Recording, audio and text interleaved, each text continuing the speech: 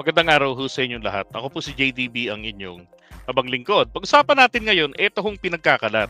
Actually, may nag-send sa akin ng isang video at ang sabi niya, JDB, pakidebunk naman ito.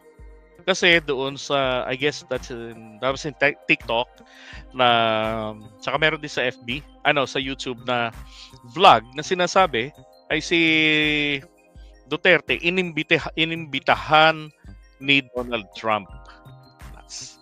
So, ganon. So, sabi ko, teka muna.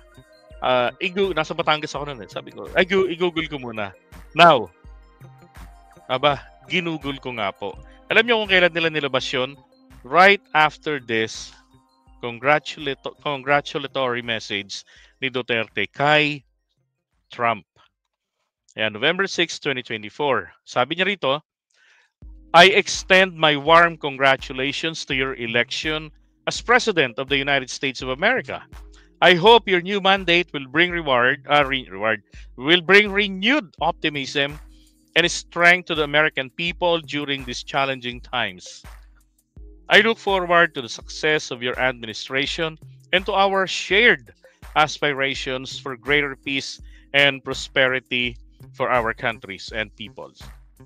Please accept the assurances of my highest consideration. Grabe, no? Papansin to the max. Pero okay lang yun. Normal lang naman talaga po na bumati. Lalo na, nagkaharap naman sila dito noong 2017. Dumalaw rito si Donald Trump. Diba? Tapos, inilabas na nung mga DDS na eto, Trump invites Duterte to White House. Yan. So, what they were trying to imply by posting this right after Trump won the election is Trump is inviting Duterte on his inauguration. Diba? Although, they're not saying that. Diba? Wala talaga ang banggit tungkol dyan sa post nila. Pero, ang tanong, what was the purpose? Siyempre, para dun yun.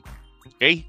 So, yung mga rabbits pa nga, sabi nila wala, daig ni Trump ni Duterte talaga si PBBM.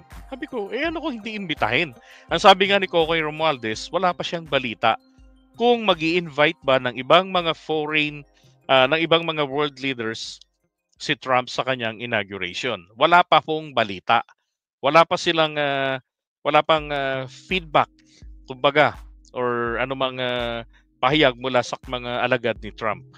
Okay? Kung may gagawing pag-iimbita or sila-sila na lamang ng mga Amerikano at pamilya niya sa White House. Now, ito yung nakalagay rito. Sabi rito, Trump invites Philippine President Duterte to Washington, White House. Walang petsa. Trump invites Philippines Duterte to the White House. Walang petsa. The Guardian, Donald Trump invites Rodrigo Duterte to Washington. Walang petsa. Tinype ko po lahat yan. Trump invites Philippine President. Nilagay ko nga lang I just typed in Trump invites Duterte to Washington. Nilagay ko. And this is what I got. May petsa po lahat ito. Okay? Donald Trump invites Duterte April 30, 2017. The New York Times, Trump invites, Duterte April 30, 2017. Lahat yan halos. Diba? Pati kay CNN, Reuters, April 29. May 1. Naman etong si BBC, May 1. Diba? Ito naman yung mga posts nila. Pero iba na, hindi na nag-invite. Pero dito, April 29, 2017. Okay. So ngayon, sinasabi pa nila, pinuri daw ni Trump yung war on drugs ni Digong. Pero sabi rito, Trump should condemn Duterte's bloody war, not invite him. Diba? Kasi kay Trump nung una, maski sino naman, sabi ko nga, okay na okay. Nang marinig ko yung kay Duterte na war on drugs, hindi lang mababawasan, matanggal. Sino ba naman ang aayaw na mawala ang illegal drugs sa ating lipunan? Di ba? Kaya lang, yung nagka-problema, hindi naman po niya binago ang pagpapatupad. Nag-evaluation sila, pero tinuloy lang nila yung dating kalakaran, which is not good. Okay? So, again, pahiya sila rito sapagkat wala pa pong imbitasyon na malinaw kung sino-sino po ang mga iniimbitahan ni Donald Trump sa kanyang inauguration. Okay?